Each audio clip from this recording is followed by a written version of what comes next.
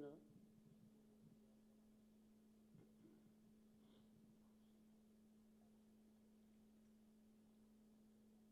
ఈరోజు TRS party parliamentary party మీరు నాకు తర్వాత కలవాలి ఆఫ్టర్ దిస్. పార్లమెంటరీ పార్టీ శాసనసభా పక్షం జడ్పీ చైర్మన్లు డీసీసీబీ డీసీఎంఎస్ అధ్యక్షులు పార్టీ రాష్ట్ర కార్యవర్గం అట్లాగే పార్టీ జిల్లా అధ్యక్షులు జిల్లా రైతు బంధు సమితి అధ్యక్షులు వీళ్ళందరితో కలిపి సంయుక్త సమావేశం జరిగింది. అందులో చాలా సుదీర్ఘమైన చర్చ తర్వాత రాష్ట్రంలో పండబోయేటువంటి యాసంగి వరి ధాన్యం మొత్తం కూడా పంజాబ్ తరహాలో కేంద్రం ప్రొక్యూర్మెంట్ చేయాలని చెప్పి కేంద్రాన్ని డిమాండ్ చేస్తూ యునానిమస్గా తీర్మానించడం జరిగింది. మొదటి దశలో రేపు మంత్రుల బృందం పార్లమెంటు సభ్యుల బృందం ఢిల్లీకి వెళ్తున్నారు. కంబైన్డ్గా అక్కడ ఫుడ్ మినిస్టర్ గారిని కలిసి తెలంగాణ రైతుల పక్షాన మా వాళ్ళు అక్కడ డిమాండ్ చేస్తారు. మినిస్టర్ గారిని కలిసి వాళ్ళు తీసుకుంటారనే మేము ఆశిస్తూ ఉన్నాం. కేంద్రం ఇచ్చిన సూచన మేరకు ఇక్కడ మా వ్యవసాయ మంత్రి గారు చేసిన సూచనల మేరకు కూడా గత యాసంగిలో వాస్తవానికి 54-55 లక్షల ఎకరాలలో వరి పంట ఉంటే ఈసారి ఒక 20 లక్షలు తగ్గించగలిగినాం. అది 35 లక్షలకే వచ్చింది. ఈ 35 లక్షలలో కూడా మాకుండే సమాచారాన్ని బట్టి ఒక 3 లక్షలు సీడ్ కోసం ఉత్పత్తి చేశారు రైతులు. మరొక 2-2.5 లక్షలు ఇంచుమించుగా వాళ్ళ స్వంత భోజనం కోసం రైతులు వాడుకుంటారు. వాళ్ళ పంట వాళ్ళే తింటారు కాబట్టి వాడుకుంటారు. అంటే నెట్ 30 లక్షల ఎకరాలది వరి అమ్మాల్సినటువంటి అవసరం ఏర్పడుతుంది. చాలా తగ్గింది. గతంకి ఇప్పటికి పోలిస్తే ఇంచుమించు 25 లక్షల ఎకరాలలో పంట మార్పిడి కింద తగ్గించగలిగినాం. అయినప్పటికీ కొన్ని వందరు పొలాలు కొన్ని ఇతరత్ర ఉండి రైతులు పండిస్తారు కాబట్టి దీన్ని తీసుకోవాల్సిన బాధ్యత ప్రభుత్వం మీదనే ఉంటుంది. గతంలో కూడా నేను ఒకసారి చెప్పినా మళ్ళా కూడా నేను చెప్తున్నాను. ప్రపంచవ్యాప్తంగా ఆహార రంగంలో ఫుడ్ సెక్యూరిటీ విషయంలో అన్ని దేశాలు కూడా స్వావలంబన ఉండాలని కోరుకుంటాయి. అందుకోసం భారతదేశంలో కూడా ఫుడ్ సెక్టార్ చాలా ఇంపార్టెంట్ సెక్టార్ కాబట్టి ప్రపంచంలోనే పెద్ద జనాభా ఉన్న దేశాలలో భారత్ 2వ స్థానంలో ఉంది. కాబట్టి ఏదైనా ప్రకృతి వైపరీత్యాలు సంభవించి అకాలం లేదా అతివృష్టి వచ్చి ఇబ్బందులు ఏర్పడితే దేశంలో ఆహార కొరత రాకూడదు. ఆ దృష్టితో తెచ్చిందే గతంలో ఫుడ్ సెక్యూరిటీ యాక్ట్. ఈ ఫుడ్ సెక్యూరిటీ యాక్ట్ ద్వారా ఆ బాధ్యతను భారత రాజ్యాంగం కేంద్ర ప్రభుత్వం మీద పెట్టింది. కేంద్రం ధాన్యం సేకరించాలి. ఆ పద్ధతిలో సేకరిస్తూ ఉన్నారు. Minimum 2-3 years buffer stocks maintain చేయాల్సిన బాధ్యత మీదే ఉంటుంది, ప్రభుత్వం మీద ఉంటుంది. ఇందులో కొన్ని సందర్భాలలో ఒకవేళ ఎక్కువ పంట కొద్ది మొత్తంలో వస్తే అది తీసుకొని ప్రాసెస్ చేసి అందులో ఏదైనా ఒక 5,000 కోట్లు 10,000 కోట్లు 20,000 కోట్లు నష్టం వస్తే కేంద్రం భరించాలి. ఎందుకంటే ఆ బాధ్యత కేంద్రం మీద ఉంది కాబట్టి ఆ ప్రాసెస్ చేసేటువంటి పద్ధతి కేంద్రం భరించాలి. ఆ బాధ్యత నుంచి కేంద్రం తప్పించుకోకూడదు. దానికోసం మేము కేంద్రాన్ని చాలా స్పష్టంగా డిమాండ్ చేస్తూ ఉన్నాం. అనేక విషయాలలో ఇప్పుడు ఉన్నటువంటి బీజేపీ ప్రభుత్వం ఏక్ భారత్ శ్రేష్ఠ Bharat, 1 nation 1 ration, 1 nation 1 policy అంటారు వాళ్ళు. మరి అట్లనే 1 నేషన్ 1 ప్రొక్యూర్మెంట్ ఉండాలి. ఆహార ధాన్యాల సేకరణ విషయంలో దేశమంతటి కూడా ఒకే పాలసీ ఉండాలి అని మేము కేంద్రాన్ని డిమాండ్ చేస్తూ ఉన్నాం. అందులో పంజాబ్కు ఒక నీతి, గుజరాత్కు ఒక నీతి, తెలంగాణకు ఒక నీతి, ఇంకో రాష్ట్రానికి ఇంకో నీతి అనేది ఉండకూడదు. There has to be a uniform food grains procurement policy. That is what we're demanding from the state of Telangana. రెండవ విషయం ఏంటంటే ఇది రైతుల యొక్క జీవన మరణ సమస్య. రైతులు పంటలు పండిస్తారు, వాళ్ళకి అంతవరకు తెలుస్తుంది ఉండే అవకాశాలను బట్టి. కాబట్టి ఆ పంట తీసుకునే విషయంలో కాలికి పెడితే మెడకు, మెడకు పెడితే కాలికి, దానికి ఏదో మెరమెచ్చకాలు చెప్పి తప్పించుకోగలడం కరెక్ట్ కాదు. పాలసీ అనేది ఒక రకంగా ఉండాలి. పంజాబ్లో కూడా గతంలో చాలా ఉద్యమాలు జరిగినాయి. ఆ రోజులలో చౌదరి చరణ్ సింగ్ గారు, దేవిలాల్ గారు, సుర్జిత్ సింగ్ బర్నాలా గారు, ఇంకా చాలామంది కర్ణాటక నుంచి ప్రొఫెసర్ నంజుండ స్వామి గారు, స్వామినాథన్ గారు తదితర పెద్దలందరూ కూడా చాలా పెద్ద ఎత్తున ఉద్యమాలు చేస్తే పంజాబ్, హర్యానా రాష్ట్రాల నుంచి 100% ప్రొక్యూర్మెంట్ చేస్తూ ఉన్నారు. 2 పంటలు చేస్తూ ఉన్నారు. ఎంత వడ్లు పండినా 100% తీసుకుంటున్నారు, ఎంత గోధుమలు పండినా 100% ప్రొక్యూర్మెంట్ చేస్తూ ఉన్నారు. మేము డిమాండ్ చేస్తున్నది ఏంటంటే, మేము కొత్త రాష్ట్రంగా వచ్చిన తర్వాత చాలా కష్టపడి కేంద్రం యొక్క సహాయం లేకపోయినా మేము ఇరిగేషన్ ప్రాజెక్టులు కట్టుకొని, నీళ్లు తెచ్చుకొని, భూగర్భ జలాలు పెంచుకొని, 24 గంటలు ఉచిత కరెంట్ ఇచ్చి, సెస్ లేకుండా వాటర్ ఇచ్చి మంచి ఉత్పత్తులు సాధిస్తూ ఉన్నాం. తద్వారా రైతుల ముఖాలలో వెలుగు నిండుతూ ఉంది. ఆత్మహత్యలు తగ్గిపోయినాయి, వలసలు తగ్గిపోయినాయి, తెలంగాణ ప్రశాంతంగా ఉంది. ఈ ప్రశాంతతను ఇట్లా కంటిన్యూ చేయడానికి, రైతుల యొక్క ఆర్థిక పరిస్థితి మెరుగుపరచడానికి ఈ ధాన్యం సేకరణ విషయంలో, తెలంగాణ విషయంలో గతంలో కూడా కేంద్రం లేనిపోని ఇబ్బందులు పెట్టింది. ఆ రకంగా కాకుండా దయచేసి ఎటువంటి ఇబ్బందులు లేకుండా మొత్తం ఇప్పుడు యాసంగి పంటలో వచ్చే వరి ధాన్యాన్ని కొనుగోలు చేయాలని చెప్పి కేంద్రాన్ని మేము డిమాండ్ చేస్తూ ఉన్నాం. అది ఇక్కడ ఇంకోటి ఏంటంటే, కాలుకు పెడితే మెడకు, మెడకు పెడితే కాలుకు అన్నట్టు కొన్ని మాటలు వాళ్ళు మాట్లాడుతూ ఉన్నారు. అది సమంజసం కాదు. ఈరోజు కూడా ఇంతకుముందే ఢిల్లీలో ఏదో వచ్చినట్టుగా వార్త మాకు వచ్చింది. అది ఎంతవరకు నిజమో మాకు తెలియదు. మేము స్ట్రేట్ అవే ఒకటే డిమాండ్, ఎంఎస్పీ నిర్ణయించేది బియ్యానికి కాదు, ధాన్యానికి.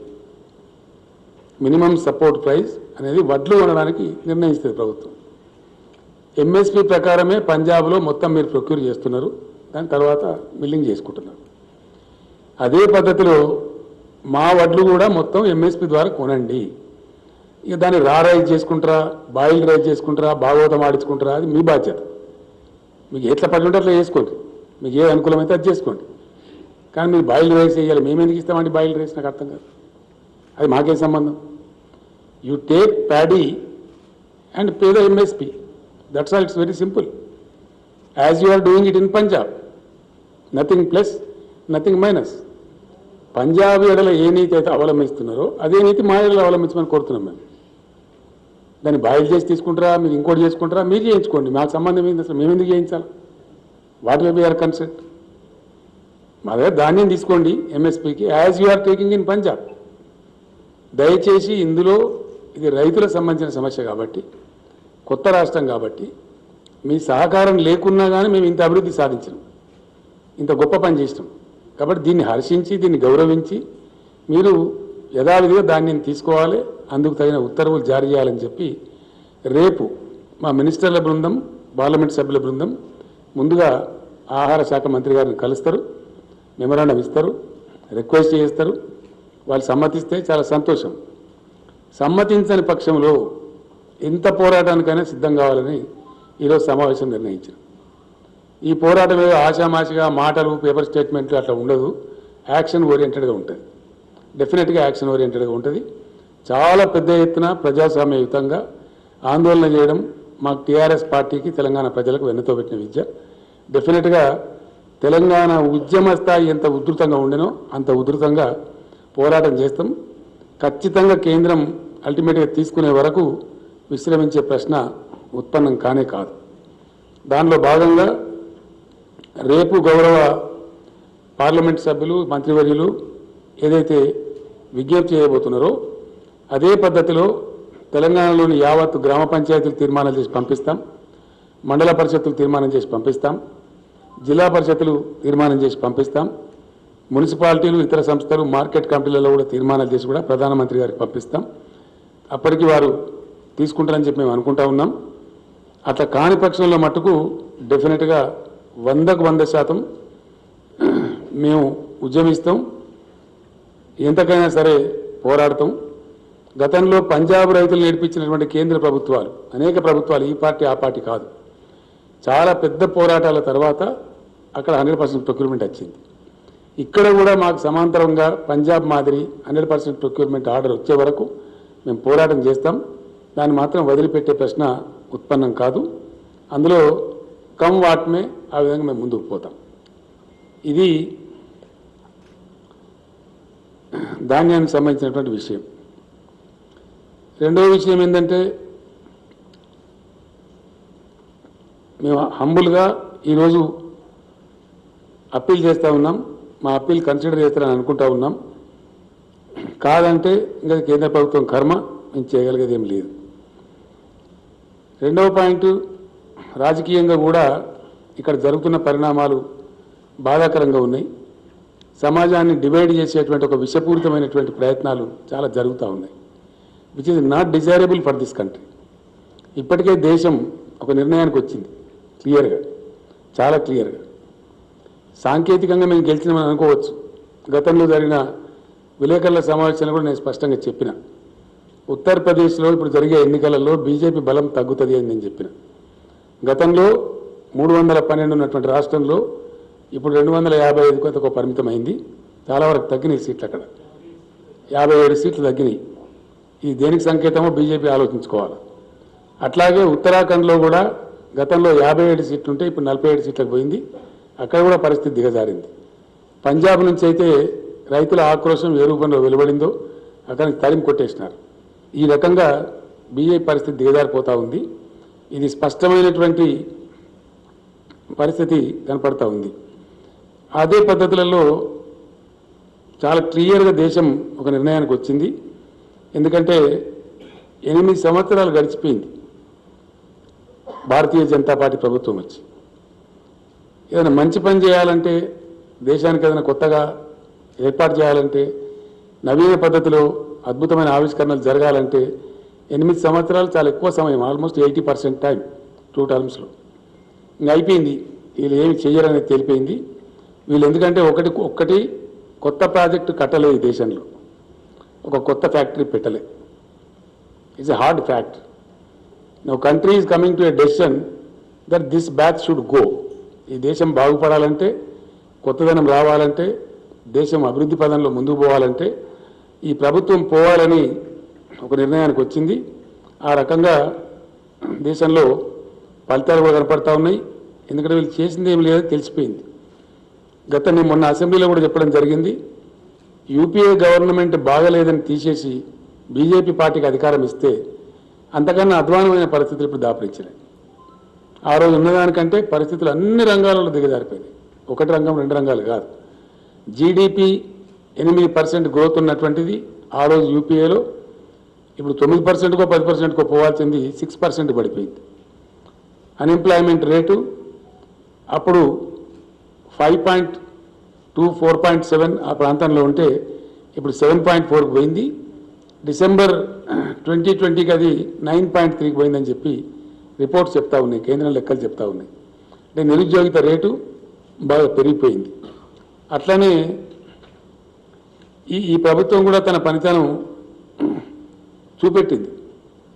ఎందుకంటే 2-3 విషయాలు మనకు స్పష్టంగా కనపడతాయి. మాకు ఇంతే వస్తుంది, మాకు ఇంతగానే ఎక్కువ రాదని వాళ్ళు బయట పెట్టుకున్నారు. ఈ 8 సంవత్సరాల పరిపాలనా కాలంలో ఇప్పుడు మేము చేయగలిగేది, మా ప్రతిభ గింతే, మా వ్యుత్పత్తి గింతే, మా సామర్థ్యం గింతే అనేది వాళ్ళు చెప్పుకున్నారు దేశానికి. వాళ్ళ ఆచరణ ద్వారానే బయటపడ్డది. ఎందుకంటే 8 సంవత్సరాలలో కొత్త ప్రాజెక్టు కడితే మనకు తెలుస్తుంది, మనందరికి కూడా కొత్త ఫ్యాక్టరీ పెట్టినా మనందరికి తెలుస్తుంది. ఎక్కడ లేదు. అది లేకపోగా ఉన్నాయని కూడా అమ్మేసే పరిస్థితి కూడా మనం చూస్తూ ఉన్నాం.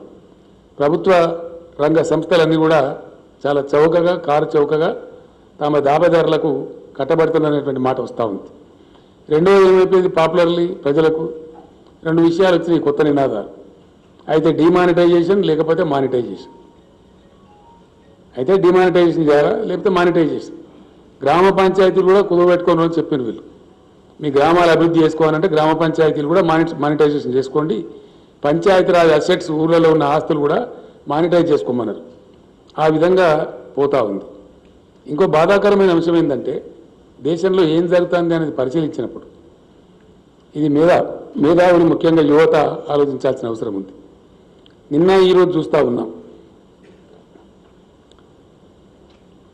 ఇప్పుడు ఫేమస్ ఒక కథ సోషల్ మీడియా ద్వారా నాటబడుతున్న విష ప్రచారం, అవాంఛనీయమైనటువంటి అనారోగ్యమైనటువంటి ఏ రకంగా కూడా ఆహ్వానించతగనటువంటి ఒక దుష్పరిణామాలు వస్తూ ఉన్నాయి.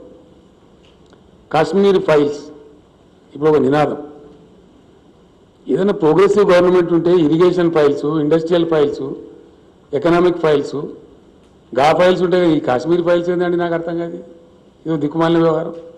ఎవరికి కావాలని కాశ్మీర్ ఫైల్స్? దాంతో వచ్చేది సచ్చేది.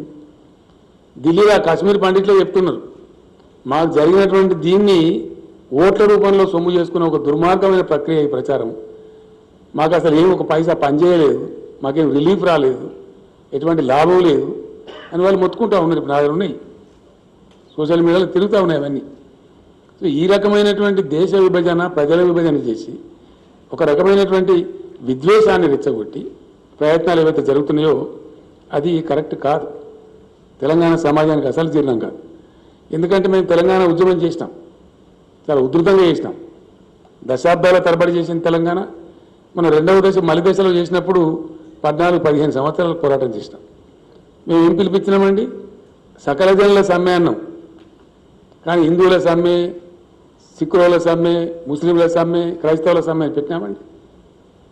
ఇంక్లూజివ్ ఒక అజిటేషన్ చేసిన, ఒక గ్రోత్ సాధించిన, ఒక ప్రగతి సాధించిన, it should be inclusive, it should be of the entire nation. ప్రభుత్వం గట్ల మాట్లాడాలి. కానీ దౌర్భాగ్యం ఏంటంటే బీజేపీ పాలిత రాష్ట్రాలలో, అనేక రాష్ట్రాలలో సెలవులు ఇచ్చి ప్రభుత్వ ఉద్యోగస్తులను కాశ్మీర్ ఫైల్ సినిమా చూడమని చెప్తున్నారు. ఎటు పోతుందండి దేశం? ఏం దిక్కుమాలిన ప్రచారం ఇది? ఇదేం విభజన రాజకీయం? దీని పర్యవసానం ఏంది? ఎక్కడ తీసుకెళ్తారు ఈ దేశాన్ని? అనేక దశాబ్దాల తరబడి అనేక ప్రభుత్వాలు కొనసాగించినటువంటి కృషి వల్ల ఒక వాతావరణం నిర్మాణం అయితే ఇలా భారతదేశంలో ఐటీ రంగంలో అది అంతర్జాతీయ స్థాయి విపిని. ఐటీ రంగం అనేది ఇండియా నుంచి దాదాపు 5 లక్షల కోట్ల పైచలకు సాఫ్ట్వేర్ ఎక్స్పోర్ట్ అవుతా ఉంది. బెంగళూరు, హైదరాబాద్, పూణే తదితర ఏరియాలను కలుపుకుంటే ఎక్కడికి పోతే రేపు పొద్దున ఇది? ఈ విభజన రాజకీయాలు పెట్టి, విద్వేషాలు పెట్టి సమాజాన్ని విచ్చలవిడి ప్రయత్నాలు చేస్తే ఏం జరుగుతుంది? రేపు పొద్దున వాతావరణ కాలుష్యం ఏర్పడితే ఎవరు దానికి బాధ్యతలతో వహిస్తారు రేపు పొద్దున? కాబట్టి డెఫినెట్లీ 100%. ఇంకోటి, ప్రభుత్వ అసమర్థత అనేక రూపాలలో బహుముఖీనంగా బయటపడ్డది. కరోనా వస్తే దాన్ని ట్యాకిల్ చేయడంలో చాలా ఘోరంగా విఫలమైంది కేంద్ర ప్రభుత్వం, చాలా ఘోరంగా. స్వాతంత్రానంతరం దేశ జనాభా కోట్లాది ప్రజలు పొట్ట చేత పట్టుకుని అన్నమా రామచంద్రాన్ని కూలి చేసుకునే ప్రజలను, కోట్ల మందిని నేషనల్ హైవేస్ మీద చిన్న చిన్న పిల్లా పాపలను సంకలేసుకొని 1000 కిలోమీటర్లు నడిపించిన ఘనత ఈ పార్టీ ప్రభుత్వానికి. So it was the biggest trauma faced by the polity of the nation. It's very tragic. చాలా దౌర్భాగ్యం దిక్కుదోచినటువంటి దాన్ని ఏదో మసిబూసి మారేడిగా చేసి దానికి ఏదో స్టోరీలు చెప్తారు. కనీసం రైళ్ళన్న వేయండి, ఎక్కడో అక్కడ వెళ్ళిపోతారంటే వాళ్ళ టికెట్ కూడా మీరు పెట్టుకోమని రాష్ట్ర ప్రభుత్వానికి తోసింది తప్ప వేయలే. బాధ్యత ఉన్నట్టు కనిపించదు ఎక్కడ కూడా. ఇటువంటి చర్యలు అద్భుతమైనటువంటి మనందరం కూడా గంగాజలం అని ఎంతో ప్రేమతోని ఎంతో పవిత్రంగా భావించే గంగానదిలో కూడా వందల వేల శవాలు తేలేటట్టు చేసినటువంటి ప్రభుత్వం ఈ ప్రభుత్వం. It's a fact. దీన్ని దాసలేరు. ఎన్ని ప్రయత్నాలు చేసినా, ఎన్ని మెరమెచ్చకాలు చెప్పినా, ఎన్ని ఉల్టా పాటలు మాట్లాడినా ఇవి దాసలేరు కదా. ఇవన్నీ వాస్తవాలు. ఇట్లా ఎంతవరకు వచ్చింది ఇది? నిన్నగాక మొన్న ఉక్రెయిన్ పరిణామాలు, రష్యా ఉక్రెయిన్ యుద్ధం. ఒక 20,000 మంది పిల్లలుంటే వాళ్ళని తేలే. ఎంబసీని షిఫ్ట్ చేసినారు నెల ముందు, కానీ పిల్లల్ని షిఫ్ట్ చేయలే, అలర్ట్ చేయలే. తద్వారా సంభవించినటువంటి ఘోరం, బాధ, చాలా పెద్ద మానసిక వ్యధ ఆ విద్యార్థుల తల్లిదండ్రులు అనుభవించారు. మొన్న మేము చెప్పినాం అసెంబ్లీలో, వాళ్ళ చదువులు పోవద్దు, మేము ముందుకు వస్తాం. మా తర్వాత బెంగాల్ గవర్నమెంట్ కూడా ప్రకటించింది. కానీ కేంద్రం నుంచి ఉలుకు లేదు, పలుకు లేదు. ఇది రెస్పాన్స్ కేంద్ర ప్రభుత్వం. అంటే ఇట్లా ఏ రకంగా చూసినా మాకు ఎంతసేపు కాశ్మీర్ ఫైల్స్, విద్వేషాలు ప్రవేశపెట్టడం, సమానంగా విడదీయడం మాకు ఇంతే సాధన అవుతుందని చెప్పగా చెప్తున్నారు. మాకు ఇక అభివృద్ధి లేదు, ప్రగతి లేదు, ప్రాజెక్టు లేదు, ఏమీ లేదు, జీడిపి పెంచేది లేదు, దేశం యొక్క ఆర్థిక అభివృద్ధి లేదు, జస్ట్ నథింగ్. అన్ని ఇండెక్స్లలో చాలా భయంకరమైనటువంటి ఇండెక్స్. నిన్నగాక మొన్నటి అది వచ్చింది హ్యాపీనెస్ ఇండెక్స్ అని. దానిలో 139వ ర్యాంక్ భారతదేశం. 149 దేశాల ర్యాంక్ తీస్తే అవర్ పొజిషన్ ఇది 139. మేము అంటే ఇంకో రకంగా ఉంటుంది. కానీ గొప్ప పరువు నష్టం కేసు ఏంటంటే మన పక్కన ఉన్న భూటాన్ కంటే తక్కువ ఉంటుందా మన పరిస్థితి? నేపాల్ కంటే తక్కువ ఉంటుందా? పాకిస్తాన్, బంగ్లాదేశ్, శ్రీలంక కంటే కూడా మన పరిస్థితి తక్కువ ఉంటుందా? స్పష్టంగా కనపడుతుంది. ఇవన్నీ ఇండెక్స్లు మేము చెప్తలేం. ఇంటర్నేషనల్ బెంచ్ మార్క్స్లో ఎప్పటి నుంచో దశాబ్దాల నుంచి వరల్డ్ బ్యాంక్ కావచ్చు, ఇంకోలు కావచ్చు చేస్తూ ఉన్నారు. యూత్ అన్ఎంప్లాయ్మెంట్ ఇండెక్స్లో లాస్ట్ బట్ 1 ర్యాంక్లో ఉన్నాం మనం. 20.84 ర్యాంక్లో ఉన్నది మనం. సిరియా కంటే కూడా అధ్వానమైన పరిస్థితిలో 23.01 ర్యాంక్. ఇంత ఘోరమైనటువంటి పరిస్థితి ప్రజాస్వామ్య విలువల పరిరక్షణలో కానీ, హ్యూమన్ డెవలప్మెంట్ ఇండెక్స్లో కానీ, హంగర్ ఇండెక్స్లో కానీ ఏ రకంగా చూసినా కూడా అన్నిట్లలో కూడా దేశం పురోగమనంలో ఉంది, తిరోగమనంలో లేదు. కాబట్టి రాజకీయంగా కూడా ఈరోజు మేము తీర్మానం చేసినాం. ఈ పార్టీ తీసుకొచ్చేటువంటి దుర్మార్గమైన విధానాలను, ఈ కశ్మీర్ ఫైల్స్ అనే ఫిలాసఫీని ఇదంతా కూడా తిప్పికొట్టాలి, ప్రజలను ఎప్పటికప్పుడు చైతన్యవంతం చేయాలి. అవసరమైతే బ్రహ్మాండమైనటువంటి పద్ధతులలో దీని వ్యతిరేక ఉద్యమాలు కూడా నిర్వహించాలని చెప్పి కూడా ఈరోజు అనుకున్నాం. డెఫినెట్గా ఒక తీర్మానం ఏంటంటే స్పష్టంగా ప్రజలకు చెప్పాల్సిన బాధ్యత మా మీద ఉంటుంది. కాబట్టి 100కు 100% మా వల్ల కాదు, మా వల్ల ఇదే అవుతుంది, మాతో ఇదే కశ్మీర్ ఫైల్స్ లాంటి వ్యవహారమే అవుతుంది, ప్రతిసారి ఒకటి తీసుకొచ్చి పెడతాం. ఒకసారి కశ్మీర్ ఫైల్స్, ఒకసారి అదేంది పుల్వామా, ఒకసారి గొల్వామా, ఇవి తప్ప ఓ ప్రాజెక్టు, ఓ నది, ఓ కరెంటు, ఓ 10,000 కోట్లతో ఒక ఉద్యోగమో, ఒక పరిశ్రమనో, భారీ పరిశ్రమ ఏమి లేదు. ఆ ప్రసక్తే లేదు, ఆ ముచ్చటనే లేదు. ఒక్క మాట కూడా కంప్లీట్ వాగ్దాన భంగం, కంప్లీట్. వాళ్ళు చెప్పింది ఏ ఒక్క వాగ్దానం కూడా నెరవేరలేదు. అంతా చునావుకా జుమ్లా, పక్కా చునావీ జుమ్లా. ఏ ఒక్కటి కూడా 2 కోట్ల ఉద్యోగం ఇస్తామన్నారు, లేదు. 15 లక్షల ఖాళీలను ఇప్పుడు దేశంలో, అవి నింపాలి. మేము డిమాండ్ చేస్తూ ఉన్నాం కేంద్ర ప్రభుత్వాన్ని. వాటి మీద కూడా మేము ధర్నాలు చేస్తాం. అదేవిధంగా అనేక ఇష్యూలు తెలంగాణ నుంచి. ధాన్యం కానీ అయిపోదు. ఈరోజు సభలో చాలా చర్చ జరిగింది. మాది ప్రత్యేకమైన పరిస్థితి. ఎందుకంటే రిజర్వేషన్ల వ్యవహారం ఉంది దేశంలో, బాధ్యతను చెప్పవలసి వస్తుంది. రిజర్వేషన్ల వ్యవహారంలో యాక్చువల్లీ 50% కన్నా ఎక్కువ ఉండద్దు అని రాజ్యాంగం లెక్క లేదు. కానీ సుప్రీంకోర్టు ఒక జడ్జిమెంట్ ఇచ్చింది. ఆ జడ్జిమెంటు పూర్తి స్థాయిలో ఇంప్లిమెంట్ అవుతుందా దేశంలో? అయితే లేదు. తమిళనాడులో 69% ఇస్తారు, ఇంకో రాష్ట్రంలో ఇంకో % ఇస్తారు, మన దగ్గర 50% దాటద్దు అంటారు. కానీ నేను అడిగినాం, ప్రధానమంత్రి కూడా మేము అడిగినాం ఎక్కడ పద్ధతి అని చెప్పి. సుప్రీంకోర్టు ఇచ్చిన జడ్జిమెంట్లో వాళ్ళకు వెసులుబాటు ఇచ్చారు. ఏదైనా ప్రాంతంలో, దేశంలో, ఏదైనా రాష్ట్రంలో ప్రత్యేక పరిస్థితి సంభవిస్తే అప్పుడు ప్రభుత్వాలు పెంచుకోవచ్చు, 50% అధిగమించవచ్చు అని చెప్పారు. దాన్ని మొత్తం మేము కంప్లీట్గా కమిషన్ ఏర్పాటు చేసి రిపోర్ట్ తెప్పించి అధ్యయనం చేసి సమగ్రంగా పంపించినాం. శాసనసభ ఏకగ్రీవ తీర్మానం చేసి పంపించినాం. గిరిజన రిజర్వేషన్లు మేము ఆంధ్రప్రదేశ్లో ఉన్నప్పుడు పల్చబడ్డాం, మేము 6%గానే పరిగణించబడ్డాం. ఇవాళ మా పర్సెంటేజ్ పెరిగిపోయింది తెలంగాణ సెపరేట్ స్టేట్ కావడం వల్ల. కాబట్టి దాన్ని 10% పెట్టుకుంటామని చెప్పి పంపించినాం. ఈ రోజు వరకు కూడా దాని మీద ఉలుకు లేదు, పలుకు లేదు, ఏదో కాగితం రాసి తప్పించుకునేటువంటి పరిస్థితి. ఇట్లా ఉన్నటువంటి పరిస్థితి. అట్లనే అనేక విషయాలలో ఎస్సీ వర్గీకరణ మా రాష్ట్రంలో పెద్ద ఉద్యమాలు జరిగినాయి. మా శాసనసభ ఇక్కడి నుంచి యునానిమస్గా అక్కడ 2 కులాలు ఉన్నప్పటికీ మేము అందరినీ కన్విన్స్ చేసి యునానిమస్ తీర్మానం చేసి పంపించినాం. ఎవరికి వచ్చే పర్సెంటేజ్ వాళ్ళకి వస్తుంది, వాళ్ళకి జనాభాను బట్టి ఎందుకు పెండింగ్ పెట్టాలి, ప్రజలు కోరుతున్నారని చెప్పి పంపిస్తే దాని మీద కూడా ఈరోజు వరకు అతిగతి లేనటువంటి పరిస్థితి. అట్లనే బీసీల కులగణన చేయమని అడిగినాం. ఎవరికి ఏమి నష్టం ఉన్నదండి? ఎవరు ఎంతమంది ఉన్నదో తెలిస్తే వాళ్ళ పని వాళ్ళు చేసుకుంటారు, దానిలో ఇబ్బంది ఏమున్నది? దాన్ని కూడా పట్టించుకున్న పాపాన కేంద్ర ప్రభుత్వం కనపడతలేదు.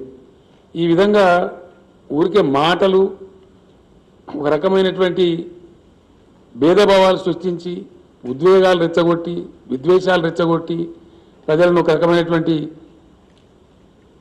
ఉద్వేగాలకు లోను చేసి ఆ ఉద్వేగాలను రాజకీయంగా సొమ్ము చేసుకునే ఒక దుర్మార్గమైన క్రీడ ఈ దేశంలో జరుగుతూ ఉంది. ఇది సమంజసం కాదు, సమర్థనీయం కాదు. ఏ రకంగా కూడా ప్రోగ్రెసివ్ థింకర్స్ ఆలోచించే విధానం కాదు, ఆలోచించే పద్ధతి కాదు.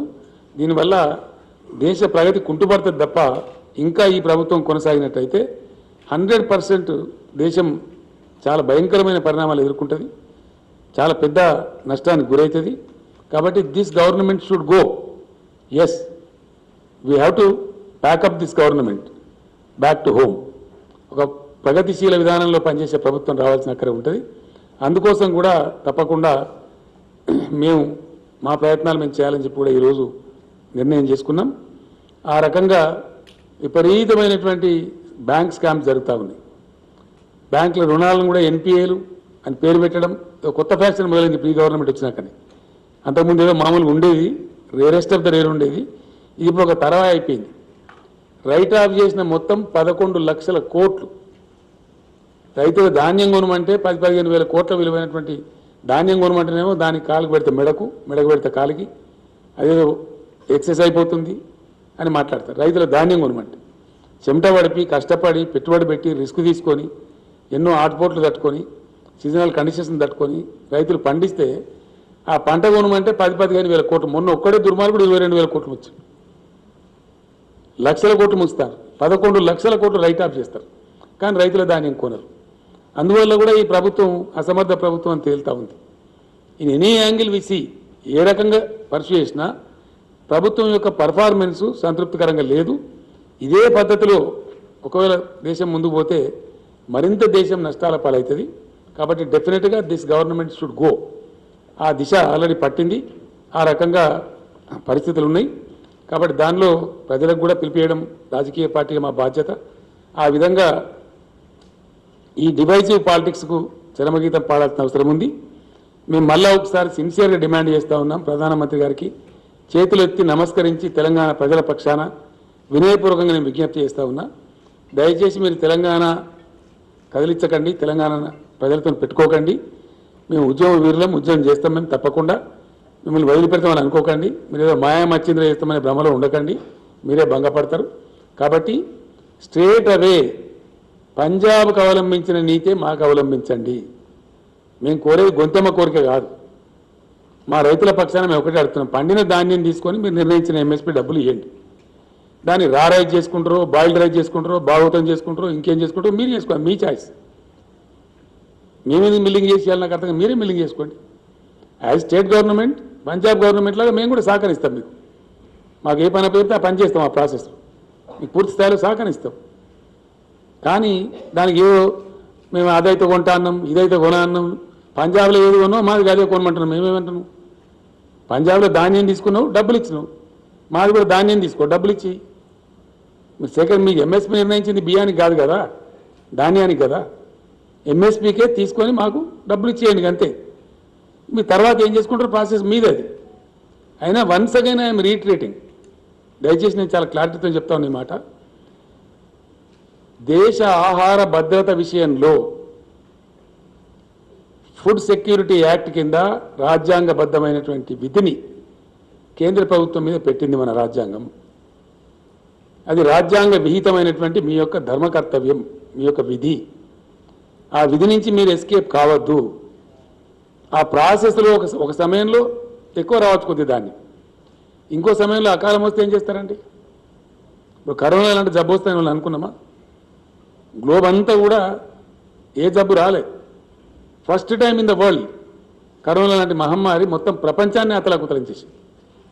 రేపు పొద్దున కరువో కాటకమో వస్తే భారతదేశానికి ఒక వారం రోజులు అన్నం పెట్టే దేశం ఇంకో దేశానికి ఉందా శక్తి? ఒక వారం రోజులు అన్నం పెట్టే కెపాసిటీ ఉందా? పేరుకున్న దేశాలు, వాళ్ళు లక్షల జనాభా, 10 కోట్ల లోపున దేశాలే దాదాపు 170-180 దేశాలు. వితిన్ 10 crores, 1 crore ఉన్న దేశాలు చాలా ఉన్నాయి, లక్షల్లో ఉన్న దేశాలు చాలా ఉన్నాయి. ఏ దేశానికి కూడా ఇండియాకు ఒక వారం అన్నం పెట్టే పరిస్థితి లేదు. కాబట్టి బఫర్ స్టాక్స్ మెయింటైన్ చేయడం అనేది మీ కర్తవ్యము, మీ బాధ్యత. అది చాలా పవిత్రమైన బాధ్యత. రేపు పొద్దున పెద్ద క్రైసిస్లోకి దేశం పోతుంది. ఎక్కువ వస్తుంది కాబట్టి మేమేం చేయాలనే మాటలు కేంద్రం మాట్లాడకూడదు. మీ దగ్గర ఎఫ్సిఐ ఉంది, మీ దగ్గర గోడౌన్స్ ఉన్నాయి, మీకు మెకానిజం ఉంది, నిర్ణయాలు తీసుకునే అధికారం ఉంది. కాబట్టి మీరు ఎట్టి పరిస్థితులలో రైతులు పండించే ధాన్యం తీసుకోవాలి, కొద్దిగా ఎక్సెస్ అయినప్పుడు దాన్ని ప్రాసెస్ చేయాలి, అందులో చిన్న నష్టం వస్తే భరించాలి. అది మీ బాధ్యత. మీరు పాకిస్తాన్ రైతుల కోసమో అమెరికా రైతుల కోసమో కాదుగా మేము అడిగేది, భారత రైతుల కోసమే అడుగుతున్నాం, భారతదేశంలో ఉన్న రైతాంగం కోసమే అడుగుతున్నాం. దాని మీద పాలసీ చేంజ్ చేయాలా? ఎస్, ఓకే, మీరు పెట్టండి. అన్ని రాష్ట్రాల ముఖ్యమంత్రులను పిలవండి, అగ్రికల్చర్ మినిస్టర్లను పిలవండి, క్లారియాను ఖాళీ చేయండి, దేశాన్ని పంటల కాలనీల కింద విభజించండి, గైడెన్స్ చేయండి. దాన్ని మేము కూడా ఫాలో చేస్తాం అందరితో పాటు. కానీ అది ఏం లేకుండా ఆఫజాటుగా మేము ఒక దగ్గర తీసుకుంటాం, ఇంకో దగ్గర తీసుకుంటాం అంటే మీ ఇష్టం వచ్చినట్టు చేయడానికి లేదు. ఇది ప్రజాస్వామ్యం. ప్రజలకు హక్కులు ఉంటాయి, అడిగే హక్కులు ఉంటాయి, పోరాడే హక్కులు ఉంటాయి. పంజాబ్కు ఏ విధంగా, హర్యానాకు ఏ విధంగా 100% ప్రొక్యూర్మెంట్ ఉందో ఆ విధంగా మాది కూడా తీసుకోండి. ఇంకో మాట కూడా మేము విజ్ఞప్తి చేస్తూ ఉన్నాం, let there be a national procurement policy. జాతీయ స్థాయిలో ప్రొక్యూర్మెంట్ పాలసీ ఉండాలి. అది అందరికి సమానంగా ఉండాలి, ఒకటిగా ఉండాలి. అప్పుడే ధర్మం జరిగేటువంటి అవకాశం ఉంటుంది. కాబట్టి ఆ ప్రకారం చేయాలని చెప్పి కేంద్రాన్ని మేము కోరుతున్నాం. అట్లా చేయని పక్షంలో మట్టుకు చాలా పెద్ద ఎత్తున అనేక పోరాట రూపాలలో బ్రహ్మాండమైన పద్ధతిలో ఉద్యమం చేస్తాం. అవసరమైతే మొత్తం క్యాబినెట్ అంతా వెళ్ళి ఢిల్లీలో తీవ్రమైన నిరసన కార్యక్రమాలు కూడా చేపడతాం. ఇక్కడ కూడా ఉద్యమాలు నిర్మిస్తాం. మనం వెళ్ళినప్పుడు ఆ కిసాన్ నేతలు కూడా కొంతమంది నాకు కలిసినారు. తప్పకుండా మేము కూడా వస్తాం సార్, పార్టిసిపేట్ అవుతామని చెప్పినారు. జాతీయ స్థాయికి ఉద్యమాన్ని తీసుకొని పోతాం. కేంద్రాన్ని ఈరోజు ఇంకో డిమాండ్ కూడా నేను చేస్తూ ఉన్నా.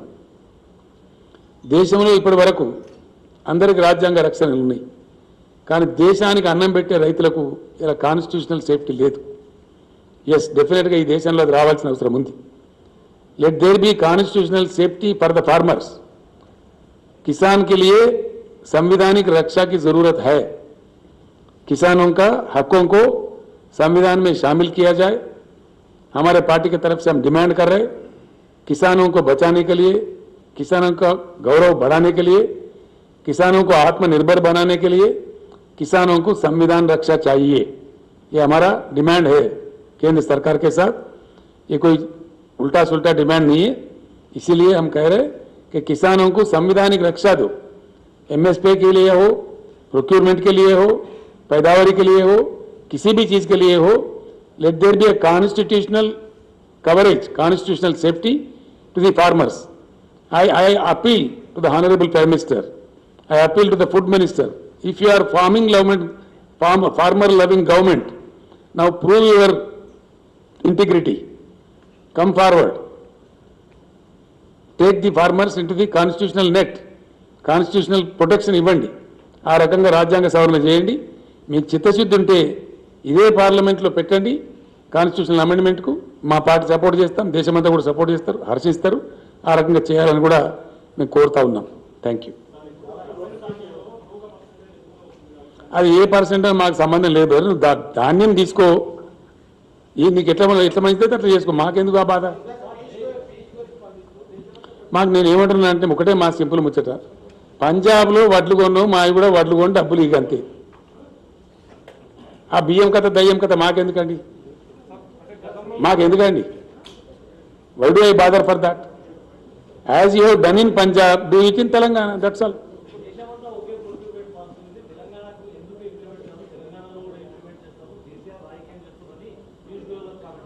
నేను ఏమంటున్నా అంటే వడ్లు వండిన పోయి కొనమంటే కొనక సపరేట్ గిదంతా ఏంది ఆయన అర్థం కాదు. కామెంట్ ఏంది, మూమెంట్ ఏంది? కేసీఆర్ కామెంట్ చేయకుండా చేయరాదా? వడ్లు కొంటే అయిపోయాయి. చక్కగా మాట చెప్పరాదు. అరే యాసంగిలో పండే ధాన్యం అంతా కొంటామని చెప్పి నేను పోయి పూల బొకే బ్రహ్మాండంగా ఇచ్చి ఆయనకు దండ వేసి దండం పెట్టి వస్తా, కడప తల పెట్టమంటే కూడా పెడతా. ఈ కదా ఇవన్నీ మెరమెచ్చకాలి ఎందుకే? సింపుల్ మాట. దేశంలో ప్రొక్యూర్మెంట్ ఉంది, సంతోషం. అట్లే మాది కొనమని మేము అంటున్నాం. ఏమంటున్నాం మేము? మాకేం సంబంధం అదంతా?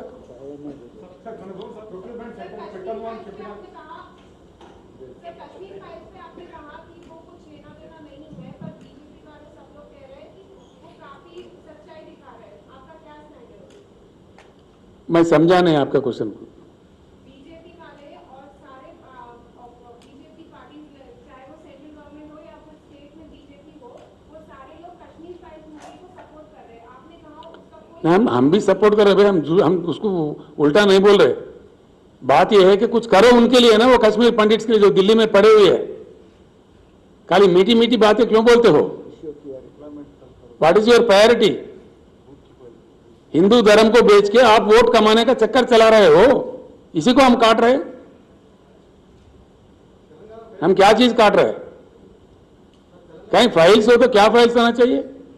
ट्राइबल के फाइल्स के बारे में सोचो, इरिगेशन फाइल्स के बारे में सोचो, इकोनॉमिक फाइल्स के बारे में सोचो, जीडीपी के फाइल्स के बारे में सोचो, देश के आर्थिक उन्नति के लिए सोचो। वो फाइल्स के लिए नहीं है। खाली धर्म के नाम पे राजनीति चलना ये कहां तक सही है? 100% कर रहे, बिल्कुल वो कह रहे। इससे बढ़कर हमसे कुछ होता ही नहीं है बोल रहे। इसमें शर्माने क्या बात है, छुपाने क्या बात है? वो तो खुलेआम कह रहे। हमारे पास यही कश्मीर फाइल्स होता, पुलवामा होता, पाकिस्तान होता, हम किसी को राक्षस बताते, इसके नाम पे तुम वोट दो, यही तो कह रहे हैं ना वो लोग सुबह शाम। जो देश के हित में अच्छा नहीं है, इसमें क्या गलती है?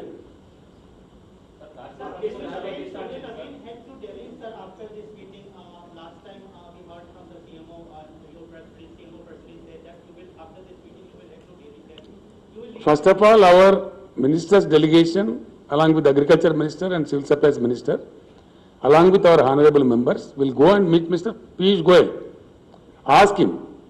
We'll see his reaction. Thereby, if need be, I will myself go to Delhi. You will seek time from the Prime Minister. We will see. I can't say it now. We will go according to the developments. One more question, sir. In recent press conference, including this, you always talked about clean politics, inclusive politics, and developmental-based politics. But when we see in states, there are several allegations on your party MLAs and ministers, and we see that corruption is becoming mainstream here in the state. No, not at all. Who says? There are, You tell me the detail. If you cannot make a general comment like that. sir, detail means You cannot generalize, you know. If there any specific issue is there, please bring it to my notice. We'll take action. BJP పోవాలంటున్నారు. కేంద్రంలో అంటే జాతీయ party మరొక జాతీయ party రెండు రాష్ట్రాలకే పరిమితమైంది. మరి ప్రాంతీయ పార్టీలతో బీజేపీ పోయేటట్టు ఆ దిశగా మీ విలేకరులతో నాదో ప్రార్థన అండి. నేను మొన్న రాంచీలో కూడా చెప్పిన. రాంచీలో కూడా ఒక విలేకరు నన్ను అడిగిండు. నేను అక్కడికి వెళ్ళి మాట్లాడిన తర్వాత విలేకరుల సమావేశం ఇట్లా జరుగుతుంటే అడిగిండ్రు. నేను ఏం చెప్తున్నా అంటే 100కు 100%. If you are interested, you please read yesterday's Deccan Chronicle అని పేరేందన్నా పవన్ వర్మ అని ఒక ఆయన ఒక ఆర్టికల్ రాసిండు. It is definitely sure that there is a void in national politics. There is a vacuum. Easily understandable word is vacuum at the national level. There is no doubt about it. దాని సందేహం ఏం లేదు, దాన్ని సిగ్గుపడేది ఏం లేదు. ఆ void ఏ విధంగా భర్తీ కావాలా అనేది ఒక ప్రయత్నం. బీజేపీ వ్యతిరేక ఫ్రంటా ఇది అని నన్ను రాంచీలో విలేకరు అడిగి నేను కోపం చేసిన ఆయన మీద. ఇది బీజేపీ వ్యతిరేక ఫ్రంటా, ఇలే వ్యతిరేక ఫ్రంటా, మలే వ్యతిరేక ఫ్రంటా కాదు. సారీ, భారత ప్రజల అనుకూల ఫ్రంట్, భారత ప్రజల మేలు కోరేటువంటి రాజకీయ ప్రక్రియ, రాజకీయ వ్యవస్థ రావాలని మేము కోరుతున్నాం. అది ఏ రూపంలో వస్తుంది అనేది మీరు వేచి చూడాలి. కొద్దిగా మీరు కొద్దిగా అర్జెంటుగా ఆయనత రాసి ఆయనత భంగపడకుండా డెఫినెట్లీ వస్తుంది. I'm telling, as KCR I'm telling, with all the tallest experience I have, with the 50 years of my political experience, I am telling, some very good alternative to all this will come. You will see it. Yes. అరే ఆగా గంట ఆగమెందుకు అవుతుంది? నేను చెప్పేది చెప్తున్నా, నువ్వు అరిచి పెడుతున్నావు ఎందుకు? అంత తొందర ఎందుకు పడుతుంది? అద్భుతమైనటువంటి పద్ధతిలో కొత్త జాతీయ పార్టీ రావచ్చు కదా, రావడదా? ఏమైనా టేకదారులు ఉన్నారా? There is a scope. So what comes let us see. ఇప్పుడు ఏం please here me. Now the process has begun. What is happening in India? There were hopes about the UPA government. They failed in delivering. Thereby the people got upset and replaced UPA by BJP, hoping that Mr. Modi will deliver. Mr. Modi has utterly failed. and it is clear by now that we cannot deliver more than this. They made it. It is very clear before the nation. People may not tell, but I am telling. I am dare enough to say. Because it is a fact. Fact always remains a fact. Fact can never be undermined. మేము ఇంతకన్నా ఇంకా మీకు delivery చేయలేము అని ఇప్పుడున్న ప్రభుత్వం తేటతెల్లంగా చెప్పింది మనకు. లాస్ట్ మీటింగ్లో నేను చెప్పిన, కొందరు గ్రహించవచ్చు, కొందరు గ్రహించకపోవచ్చు. 8 బడ్జెట్లు ప్రవేశపెట్టబడ్డాయి. ఏం జరగలేదు ఈ దేశంలో. ఏం జరిగిందంటే జరిగితే మనకు తెలియదా? మనం రామా, ప్రజలలో లేమా మనం? ఓ కరెంట్ రంగమా, నీటిపారుదల రంగమా, ఏ రంగంలో జరిగిందండి? ఆర్థిక అభివృద్ధి జరిగిందా? ఏ రంగం అభివృద్ధి జరిగిందండి? అన్ని కిందికి పోతున్నాయి, నివేదికలు చెప్తున్నాయి. ప్రజాస్వామ్య విలువలు ముఖ్యమైపోతున్నాయి, శాంతి భద్రతలు తగ్గిపోతున్నాయి, ఆకలి చావులు పెరుగుతున్నాయి, నిరుద్యోగం పెరుగుతుంది, 15 లక్షల ఖాళీలున్నాయి గవర్నమెంట్లో, అది భర్తీ చేస్తలేదు. ఇవన్నీ ఫ్యాక్ట్స్ కదా. మేము డెలివరీ చేయగలిగేది గింతే అని ప్రభుత్వం చెప్పింది. కాబట్టి మార్పు రావాల్సిన అవసరం ఉంది. దీనిలో ఏమి అరమరికలు ఇవ్వండి. It's very clear and it's democracy. అది మాట్లాడుతూనే తప్ప అన్నట్టు, అట్లా మాట్లాడకూడదు అన్నట్టు మాట్లాడితే ఎట్లా? తప్పకుండా ఈ దేశంలో పరివర్తన రావాల్సిన అవసరం ఉంది, భారీ పరివర్తన రావాల్సిన అవసరం ఉంది, స్ట్రక్చరల్ చేంజెస్ రావాల్సిన అవసరం ఉంది. ఎస్, డెఫినెట్గా చాలా స్ట్రక్చరల్ చేంజెస్ రావాలా. 75 సంవత్సరాలలో కూడా చాలా అనామలీస్ ఉన్నాయి, చాలా అనామలీస్ పెండింగ్లో ఉన్నాయి, చాలా విషయాలు ఉన్నాయి.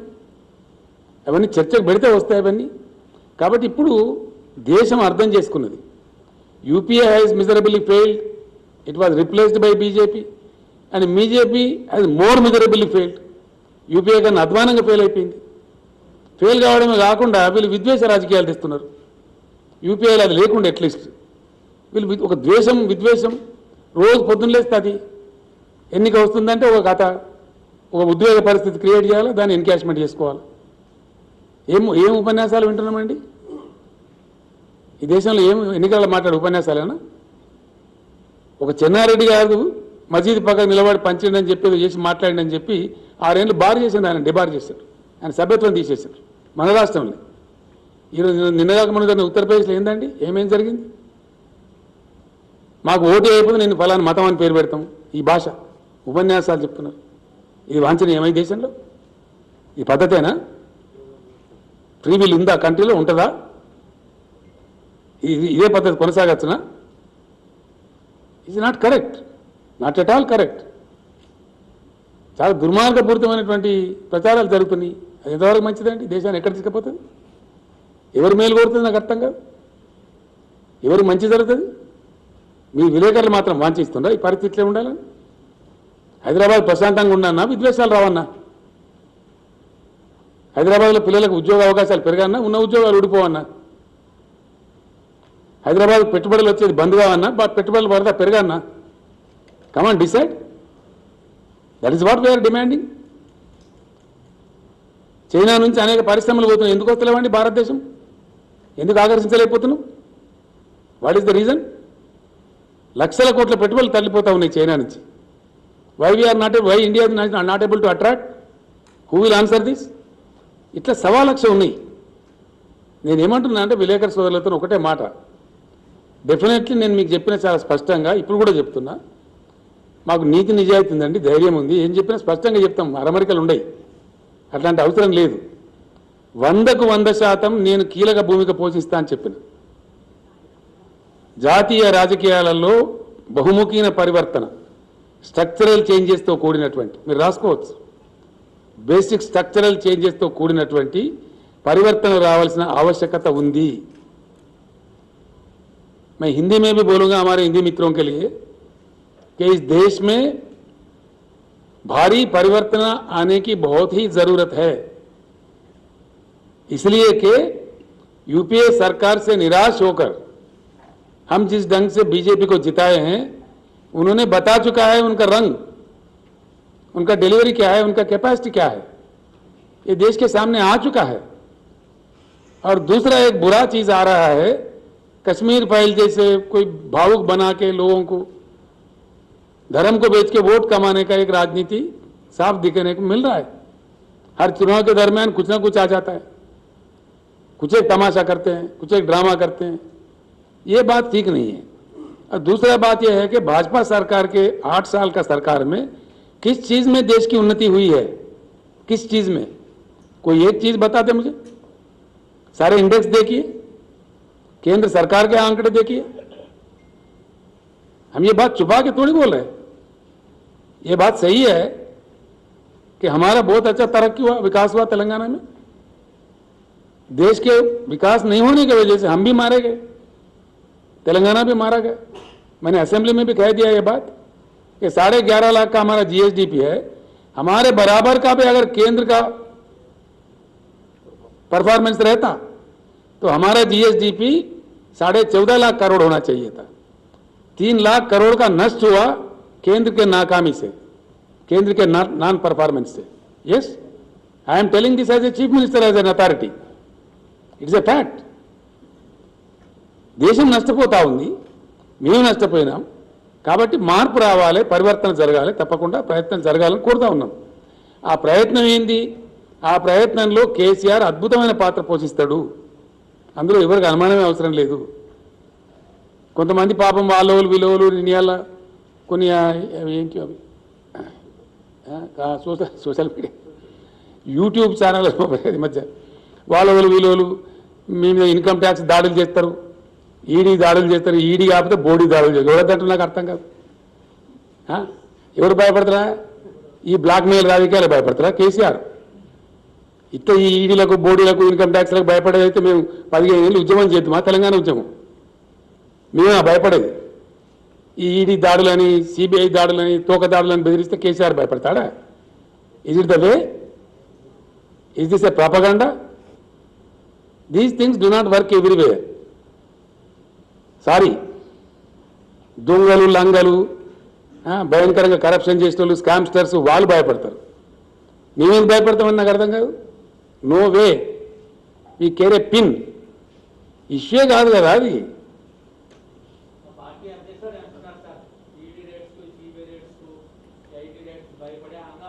నేను ఏమంటున్నా అంటే హంగామా చేస్తారా?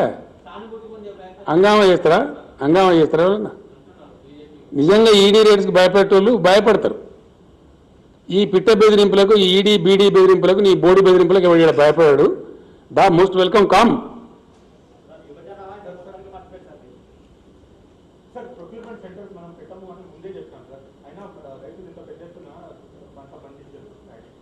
అందుకే కొనమంటున్నావు రాహుల్. మేమే రైతులను పంట తగ్గించే కోసం చెప్తాం కదా, పంట తగ్గించినాం కదా 20 లక్షల ఎకరాలు. ఏవో డిస్కరేజ్డ్ 20 lakh acres తగ్గింది. ఈ మాత్రం వచ్చింది కాబట్టి కొనమంటున్నాం. ఏమన్నా దాంట్లో పెద్ద బ్రహ్మ పదార్థం.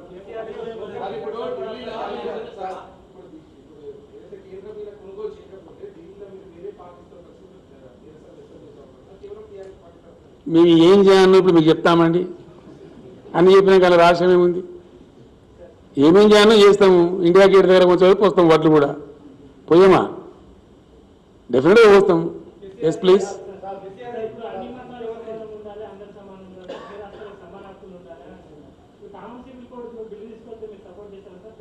అది వచ్చినప్పుడు కదా ఆలోచిస్తాం. ఇప్పుడు ఎందుకు లేనిది నువ్వు ఒకటి కాల్పనిక విషయాలు ఎందుకండి? వచ్చినప్పుడు మాట్లాడదాము.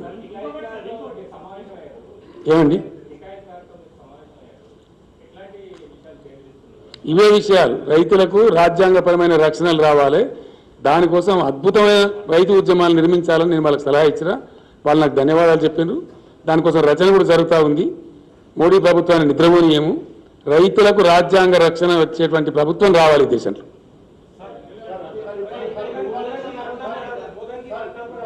एक मिनट बैठे रहो. किसमें भाई? यही तो है ना तमाशा. शिवाजी महाराज को लाओ, कहीं कोई महाराज को लाओ, बिठाओ, परमिशन मत लो. म्युनिसिपालिटी का क्या गुंडागिरी है? नहीं, क्या गुंडागिरी है क्या? नहीं, गुंडागिरी करना चाहिए था क्या? कहीं कोई चीज लाओ, रखो, खड़ा करो, हंगामा करो, ये तमाशा है क्या? कौन मना करता है शिवाजी महाराज का? कौन रिस्पेक्ट नहीं करता इस देश में? सबसे ज्यादा आदर हम करते हैं, क्यों नहीं करेंगे? बाज़ाब्ता लो, परमिशन लेकर रखो. 6 फीट का नहीं तो 60 फीट का रखो. कौन मना कर रहा है? शिवाजी महाराज के नाम पे राजनीति मत करो. शिवाजी अगर रहता तो खुदकुशी कर लेता इस पे. हम यही बोल रहे हैं कि शिवाजी महाराज ये महाराज वो महाराज का नाम लेके राजनीति क्यों करते हो? दम है तो there are much deeper issues which are of most public importance, public concern. देश में गरीबी है, उसके बारे में बात करो। देश का बेरोजगारी के बारे में बात करो। देश का जीडीपी मारा गया है, उसके लिए बात करो। उसके लिए क्यों बात नहीं करते? वहां आवाज नहीं आता। ఒకరు వాళ్ళకు పూర్తి స్థాయిలో న్యాయం చేయాలి. కేంద్రం శుష్కప్రియాలు శూన్యాస్తాలతో వాళ్ళ మీద సినిమా చూపించి రాజకీయ సొమ్ము చేసుకుంటుంది తప్ప వాళ్ళకి న్యాయం చేస్తలేదు. నేనంటే వీళ్ళు కాశ్మీర్ పండితులు అంటుండ్రు. నిన్న ఇవాళ స్టేట్మెంట్లు ఇచ్చిన టీవీలకు వాళ్ళు బీబీసీ టెలికాస్ట్ చేసింది. It's all political drama played by BJP for 24 elections అని స్పష్టంగా కాశ్మీర్ పండితులు వాళ్ళ క్యాంపులో చెప్పిండ్రు. మీ వీడియో కావాలన్నా చూపెట్టన్నా? ఒప్పుకుందా?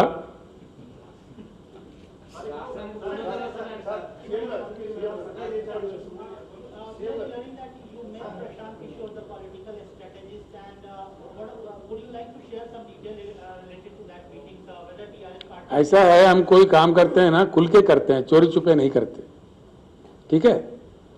प्रशांत किशोर से मेरा पूरा चर्चा हो रहा है. पूरे देश में परिवर्तन लाने के लिए प्रशांत किशोर मेरे साथ मिलकर काम कर रहे हैं. इसमें किसको क्या अड़चन है? क्या अड़चन है भाई? क्यों रो रहे? प्रशांत किशोर को बाम जैसा देख रहे? क्या बात है? इतना डर क्यों लग रहा है प्रशांत किशोर से? यस, प्रशांत किशोर మాతో కలిసి పనిచేస్తున్నాడు, తప్పేందండి? చేయకూడదా? ప్రశాంత్ కిషోర్ దగ్గర ఒక ఆర్ట్ ఉంది. ఆయన డీప్గా సర్వే చేసి చెప్తాడు, పీపుల్స్ పల్స్ పట్టుకుంటాడు. ఐపాక్ అనే సంస్థ పెట్టిండు బాజాప్తగా. ఆయన ఏమైనా రహస్యమా? మళ్ళీ ఎట్లంటే నేను ఏమంటున్నా అంటే ఆయన ఏమైనా రహస్యమా? హరే రామచంద్ర, నేను చెప్పనియో గారు తొందర ఎందుకు కొడుతున్నా? అంత ఆగమాగమాగమా ఎందుకంటే ప్రశాంత్ కిషోర్ అతను కలిసి పనిచేసినప్పుడు దేశం గురించి పనిచేస్తాడు, తెలంగాణ గురించి పనిచేయడా? ఇదే మామాయకత్వమే. మొత్తం కలిసి పనిచేస్తాం కదా, అంత కంబైండ్. తెలంగాణ దేశం నుంచి వేరే ఉన్నదా?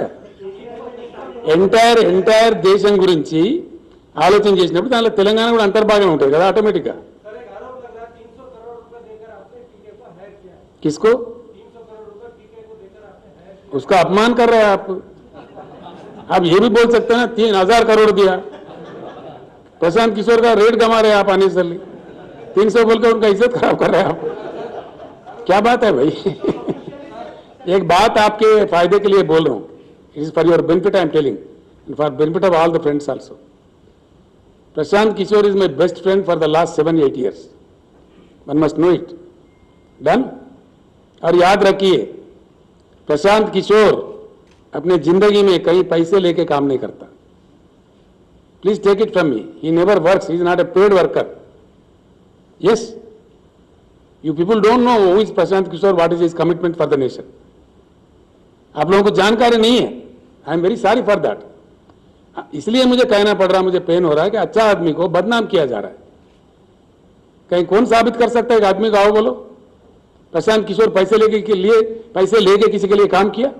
किसी के पास है? कोई रिपोर्ट है? कोई बता सकता है? నేను ఏమంటున్నా అంటే ఆయన ఎప్పుడు కూడా ఎవరి దగ్గర డబ్బులు తీసుకోలే. మీకు for your information, Prashant Kishor బీజేపీకి పనిచేసిండు, జగన్మోహన్ రెడ్డికి పనిచేసిండు. ప్రశాంత్ కిషోర్ మొన్న మమతా బెనర్జీకి పనిచేసిండు. ఎవరు రిక్వెస్ట్ చేస్తే వాళ్ళకి పనిచేసిండు. 12 రాష్ట్రాలలో పనిచేసిండు. ఆయన నేషనల్ పాలిటిక్స్లో కూడా పనిచేసిండు. స్టాలిన్ తమిళనాడులో పనిచేసిండు, చాలా మందికి పనిచేసిండు. బీహార్లో చాలా చోట్ల చేసిండు ఆయన. ఈరోజు నేను అడిగితే దేశ రాజకీయాల మీద ఆయనకు అవగాహన ఉంది కాబట్టి, 12 రాష్ట్రాల్లో పనిచేసిన అనుభవం ఉంది కాబట్టి, తప్పకుండా జాతీయ రాజకీయాలు ప్రభావితం చేయించడానికి కేసీఆర్ ప్రబల నిర్ణయం తీసుకున్నాడు కాబట్టి ప్రశాంత్ కిషోర్ నేనే పిలిచినా, నేనే ఇన్వైట్ చేసినా బ్రహ్మాండంగా పనిచేస్తున్నాం. ఎందుకు బాంబులు పడేట వదిలిపెడుతున్నారండి? అదే పెద్ద రహస్యంలాగా, కొత్త విషయంలాగా ఏమున్నది దాని నాకు అర్థంగా. 100% ఈజ్ ఎ కమిటెడ్ పర్సన్.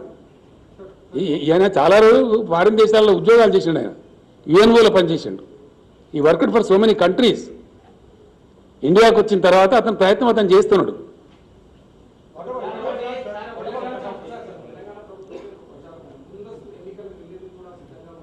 నేను ఏమంటున్నా అంటే మేము స్పష్టంగా ఉంటాం, అస్పష్టంగా ఉండం.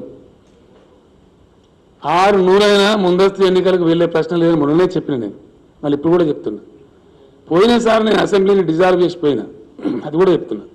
Yes, there was a need at that time. ఎందుకు? మేము ప్రారంభించిన పథకాలు, మేము ప్రారంభించిన ప్రాజెక్టులు మళ్ళా మేమే ఉండి పూర్తి చేయాల్సిన అవసరం ఉండే కాబట్టి, మళ్ళీ టీఆర్ఎస్ గవర్నమెంట్ ఖచ్చితంగా రావాల్సిన అవసరం ఉండే కాబట్టి కరెక్ట్ టైంలో నేను ఇంటెలిజెంట్గా డెసిషన్ తీసుకొని I came back with 88 seats, right? ఇప్పుడు ఆ అవసరమే లేదు, అన్ని పరిపూర్ణంగా కంప్లీట్ అవుతున్నాయి. ఇప్పుడు పాలమూరు ఎత్తిపోతల పథకం కంప్లీట్ కావాలి, సీతారామ పథకం కంప్లీట్ కావాలి, మేము పెట్టిన లిఫ్ట్ ఇరిగేషన్ స్కీములు కంప్లీట్ కావాలి, తెలంగాణ ఇంకా ధాన్యం ఎక్కువ పండించాలి, తెలంగాణకు ఇంకా ఐటీ పెట్టుబడులు ఎక్కువ రావాలి, ఇంకా పరిశ్రమల పెట్టుబడులు రావాలి. ఆ ప్రయత్నాలు మా టర్మ్ ఎండ్ దాకా కూడా ఇప్పుడు కొనసాగిస్తాం, మధ్యలో భంగం చెయ్యం, రైట్? ఎవరైనా ఆసుకుంటే అట్లా అనుకుంటే పాపం తెలియక తెలియలేక అనుకుంటే మేమేం చేయలేము. ఆ మాట్లాడేవాళ్ళు కూడా ఎందుకు కొరగాని వాళ్ళు ఇక్కడ ఏ రకం కూడా ఏమి స్థాయి లేని వాళ్ళు, వాళ్ళకి ఇక్కడ పాత్ర లేదు, మను లేదు, నెత్తి లేదు, కత్తి లేదు, ఊరికే ఏదో అరుస్తూ ఉంటారు బదాల మీద. దాన్ని మేము పడుచుకో అన్న, ఎవడో ఏదో కలగాని చెప్పుకుంటారు. ఎల్లుండి ఎలక్షన్ అయితే తయారుగా అవుతుంది, అట్లా అవుతుందా? నాకు అర్థం కాదు.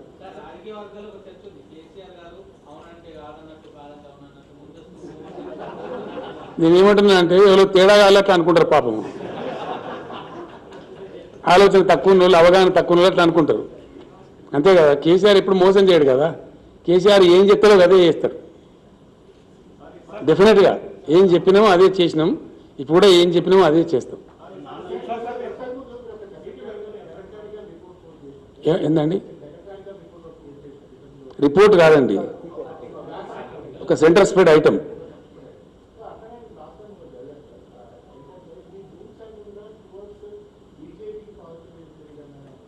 ఏంది ఇవాళ చెప్పింది ఆయన కథ? ఇవాళ రాసింది చెప్పి, ఇక్కడ రాసింది. ఇక డోంట్ నో అంటే నేనేం చెప్పాలి కదా? నీకే డోంట్ నో నన్ను ఎట్లా? నీకు డోంట్ నో నన్ను తావా క్వశ్చన్ చెప్పండి. నేను మళ్ళీ చెప్తున్నా మీకు, మొట్టమొదటిసారి మేము 63తో గెలిచినాం, మొన్న 88తో గెలిచినాం, రైట్? ఈసారి మేము 95 నుంచి 105 మధ్య ఉంటుంది మా సీట్ల సంఖ్య. You write it please, for God's sake. 95 to 105 మధ్య గెలుస్తాం మేము. మీకు ఒక 25 days తర్వాత ఒక రిపోర్ట్ కూడా ఇస్తాను నేను, మీరే ఆశ్చర్యపడతారు. ఎస్, ఒక ఈ మధ్య వినండి, మీరు అడిగి పూర్తిగా చెప్పాలి కదా. Our seats are going to be 95 to 105 మధ్య ఉంటాయి. నిన్ననే నాకు లేటెస్ట్ రిపోర్ట్ వచ్చింది, 3 డిఫరెంట్ సంస్థలు చేసిన సర్వే. వాళ్ళు 30 సీట్లు సర్వే చేశారు. 29 మేము గెలుస్తున్నట్టు 0.3%తోని ఒక సీట్ పోతున్నట్టు వచ్చింది. జస్ట్ 0.3, 1%. అంటే ఏందని అర్థం? 30లో ఒక సీటు పోతే 120లో 4 పోతాయని అర్థం. 30కి 1 అంటే that is going to the result, take it from మీ.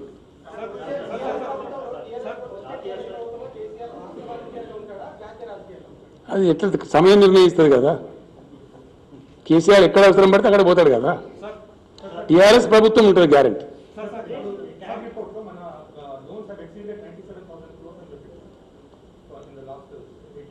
ఏ కాగా నాకు అర్థం, నీ సపరేట్ కాగేమని ఉందా నీ దగ్గర? We're much below the allowed 25%. I made it very clear in the state assembly.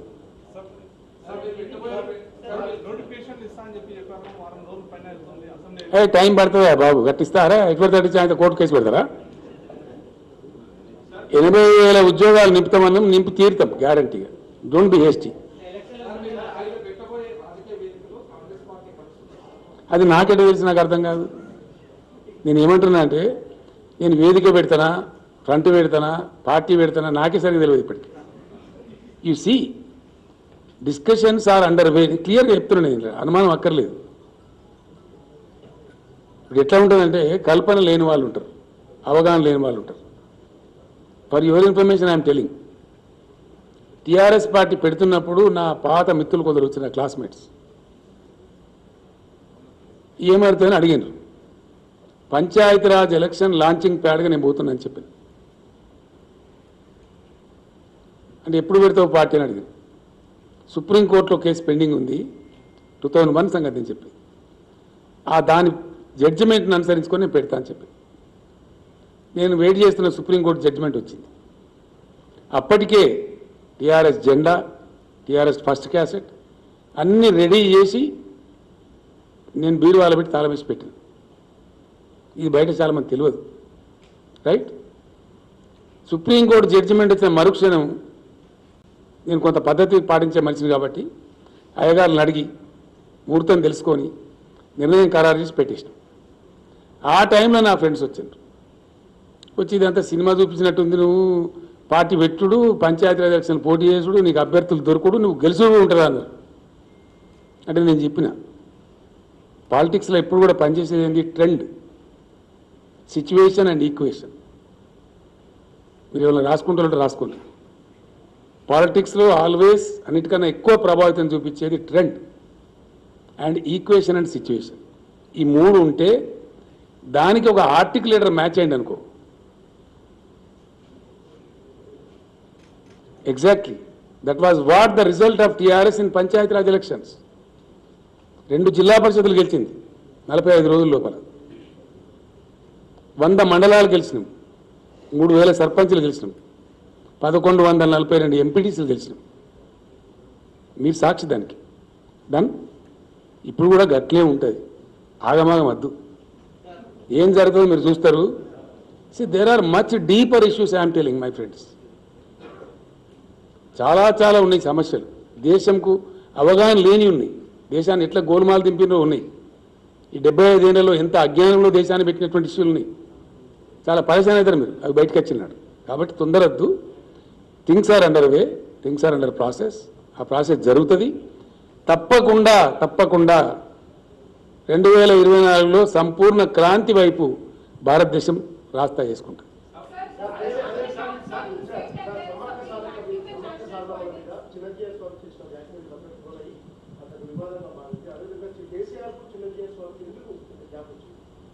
Gap వచ్చినా నీకెవరు చెప్పిండ్రా? నీకెవరు చెప్పింది నాకు అర్థం కాదు. విచిత్రంగా లేని గ్యాప్ నువ్వెట్లా మాట్లాడుతుంది? ఊహించుకొని నువ్వు గ్యాస్ పెట్టుకొని నన్ను అడిగితే నేను చెప్పాలా? ఇట్స్ చాలా హంబగా అండి. Sorry, I don't answer the silly questions. నేను ఏమంటాను, జిఆర్ సార్ అడిగినందుకు కొంచెం నన్ను ఎట్లా అడతావా? You don't ask me please.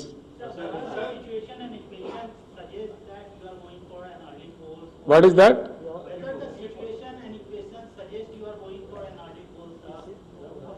I said it very clearly, abundantly, no.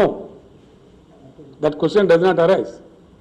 Sir, you said that there is a huge vacuum over national politics. So will you be going forward to the front, or will you be leading, because you have been meeting a lot of leaders across the country? See, I have very clearly said it, very clearly, that there is a void, there is a vacuum in the national politics of India, right?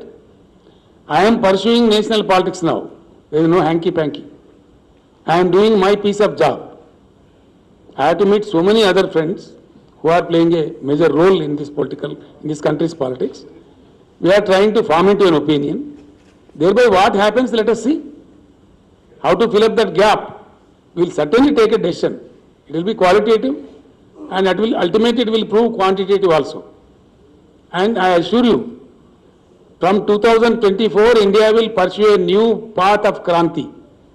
New path of Kranti. You will see it, right?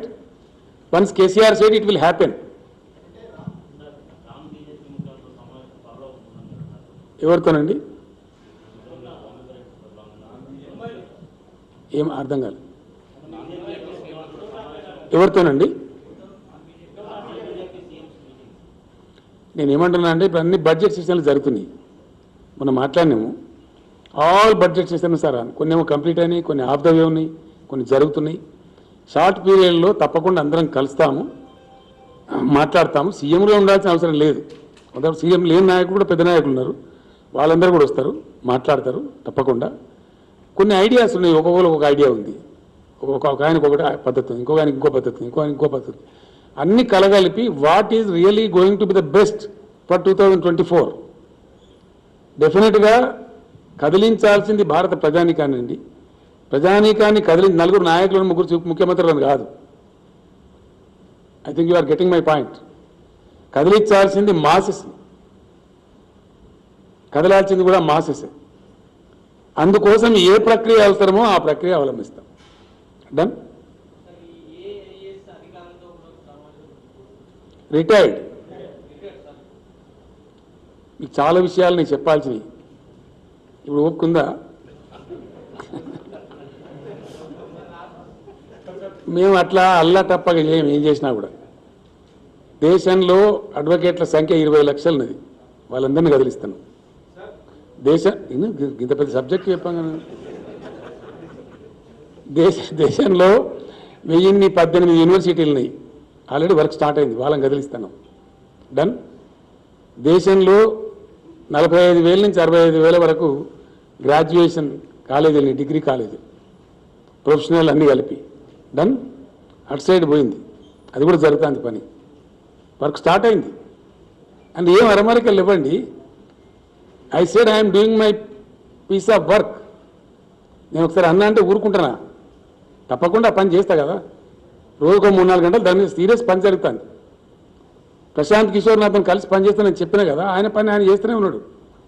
మాట్లాడుతూనే ఉన్నాం. చాలా రాష్ట్రాల నుంచి నాకు ఫోన్లు వచ్చినాయి. చాలా మాట్లాడుతున్నాం. ఎవరికి ఉండే అవగాహన వాళ్ళు చెప్తున్నారు. అవన్నీ షేర్ చేస్తున్నాం, మాట్లాడుతున్నాం. అన్నీ కలిపి మాట్లాడి ఒక వేది మీదకి తెచ్చి ఆ వేదిక ఏంటనేది మీ ముందుకు వస్తుంది బ్రహ్మాండంగా. దానికి ఎంత స్పాన్ అవసరం, ఎంత టైం అవసరం, ఏ టైంకి రావాలి, ఎట్లా రావాలి, పరిపూర్ణమైన పద్ధతిలో చాలా పరిపూర్ణంగా వస్తుంది. పరిపూర్ణమైన విజయాన్ని కూడా సాధిస్తుంది. దానిలో ఏం డౌట్ అవసరం లేదు.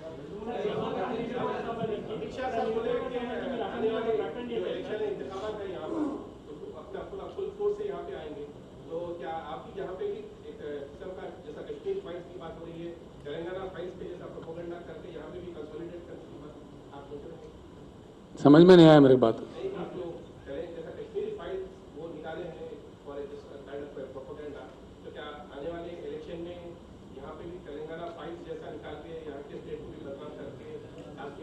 आपको समझ में नहीं आया बात, इसलिए मैं साफ कह रहा हूं ना. बात हो हिंदुस्तान में तो हमारे पानी के फाइल्स पे हो, हमारे उद्योग के फाइल्स पे हो, हमारे डेवलपमेंट के फाइल्स पे हो, हमारे बेरोजगारी के फाइल्स पे हो. वो फाइल्स हम भी हिंदुस्तान के सामने रखेंगे. ठीक है.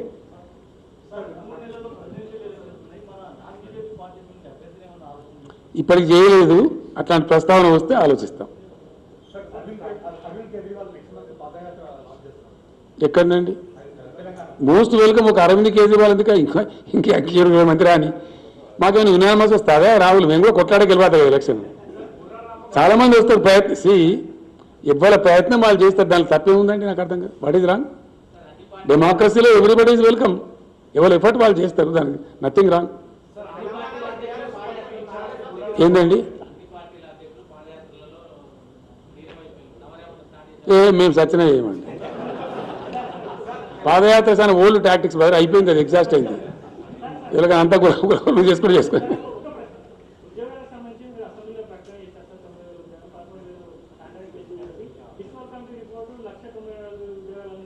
అది తప్పని చెప్పినాం కదండి. క్లియర్గా చెప్పినాం కదా.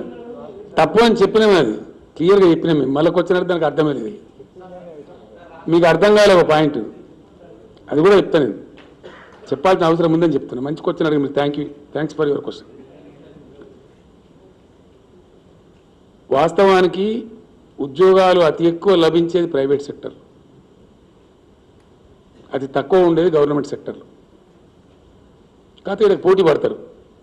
గవర్నమెంట్ ఉద్యోగం అయితే భద్రత ఉంటుంది, మంచిగా ఉంటుంది, గౌరవం ఉంటుంది అని పోటీ పడతారు. అందరు ఛాన్స్ తీసుకుంటారు. అందరికీ రావు. ఇప్పుడు హైదరాబాద్ ఇండస్ట్రీలో పనిచేసే ఉద్యోగస్తులు ఎంత, మన సర్కార్లో పనిచేసే వాళ్ళు ఎంత, హైదరాబాద్ ఐటీలో పనిచేసే వాళ్ళ సంఖ్య ఎంత, మన గవర్నమెంట్ సంఖ్య ఎంత.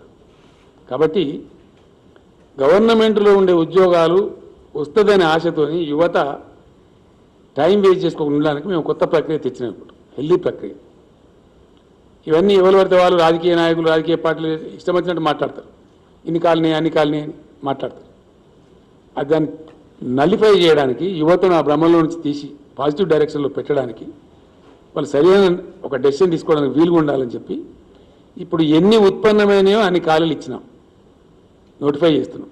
2, కొన్ని 9th షెడ్యూల్ సంస్థలు, 10th షెడ్యూల్ సంస్థలు ఆంధ్రాతో వివాదంలో ఉన్నాయి. అవి ఒకసారి పరిష్కారం అయితే ఆడ కూడా వస్తే 5,000 10,000 వస్తే రావచ్చు. అవి కూడా నోటిఫై చేస్తాం. దాని తదనంతరం మేము స్పష్టమైన ఆదేశాలు ఇచ్చినాం. నేను ఒక్కరిని చేయలేదు, క్యాబినెట్గా ఇచ్చినాం, చీఫ్ సెక్రటరీకి ఆదేశం ఇచ్చినాం, అన్ని శాఖల సెక్రటరీలకు ఇచ్చినాం. ఎవ్రీ ఇయర్ ఉద్యోగ క్యాలెండర్ పెట్టాలి, ఏ సంవత్సరం కాలే ఆ సంవత్సరమే నింపేయాలి, అది ఏదైనా కానీ. 2, స్కూల్స్ విషయంలో కూడా కొన్ని తప్పుడు ప్రచారాలు చేస్తున్నారు, కొన్ని అపోహలు సృష్టిస్తున్నారు. రేషనలైజేషన్ ఆఫ్ స్కూల్స్ అంటే దానిలో కొన్ని స్కూల్స్ మూస్తారని, కొన్ని తోరిస్తారని, కొన్ని ఖతం చేస్తారని ఏదో పిచ్చి పిచ్చి అపోహలు కలిగిస్తున్నారు. We're not going to do that. Yes, we're going to rationalise. ఏం చెప్పిన నేను ప్రతి పాఠశాలలో కూడా మనం చెప్పిన నేను క్లియర్గా స్పష్టంగా మేము ఇచ్చిన ఆదేశం ఏంటంటే విద్యాశాఖ మంత్రి గారికి, సెక్రటరీ గారికి ప్లస్ చీఫ్ సెక్రటరీకి చెప్పినాం. ప్రతి పాఠశాలలో ఉండాల్సిన ఫ్యాకల్టీ లెక్కల సార్ ఉండాలి, సైన్స్ సార్ ఉండాలి, తెలుగు సార్ ఉండాలి, ఏమేమి సబ్జెక్ట్ టీచర్ ఉంటారో అది that is the real rationalisation. విద్యార్థులకు చక్కటి మంచి విద్య అందితే ఇంగ్లీష్ మీడియం కూడా స్టార్ట్ చేస్తున్నాం కాబట్టి వాళ్ళ పాపం వాళ్ళు బ్రతుకుతారు. మంచి విద్య వస్తే, మంచి విద్య రావాలంటే అరకొరగా ఉండొద్దు. ప్రతి పాఠశాలలో కూడా అన్ని సబ్జెక్టు టీచర్లు ఉంటే రేషనలైజ్ చేయండి. కావాలంటే ఇంకో 10,000 టీచర్ పోస్టులు తీసుకోమని చెప్పినాం. You take another 10,000 teacher post, but 100% అన్ని స్కూళ్ళల్లో ప్రతి సబ్జెక్టు టీచర్ ఉండాలి. జర్నలిస్టులతో నా రిక్వెస్ట్, అక్కడ లేకపోతే మీరు నా దృష్టికి రావాలి దయచేసి. రాబోయే 2-3 నెలల్లో ఈ రిక్రూట్మెంట్ అయిపోయిన తర్వాత నెక్స్ట్ అకాడమిక్ ఇయర్ నుంచి ఖచ్చితంగా రేషనలైజేషన్ ఏంది, అన్ని పాఠశాలలలో అన్ని సబ్జెక్టుల టీచర్ల నుండి పరిపుష్టమైన విద్య చెప్పాలి, చక్కటి విద్య చెప్పాలి. దానికోసం ఇంకో 10,000 ఉద్యోగాలను ఇస్తామని చెప్పినాం. ఇంకో 10,000 టీచర్ పోస్టులు కావాలని ఇస్తాం, కానీ తీసుకోండి, చేయండి, చక్కగా నడపండి అని చెప్పినాం. That kind of rationalisation also will take place. Thank you.